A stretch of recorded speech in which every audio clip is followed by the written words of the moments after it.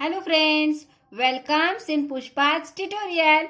Today we are learn the subject mathematics, the sub-subject number join the similar shape. आपण काय करणार आहोत, एक सारख्या दिसणाऱ्या फिगर्स एकमेकांना जोडणार आहोत. आता बघा, इथे हा ट्रायंगल आहे, त्याचे हे डोळे, हा तोंड आहे. अशा पद्धतीचं चित्र या चित्रांमध्ये मला कुठं दिसते सांगा बरं. This figure is same as that figure. That is why I connect this figure, the same figure.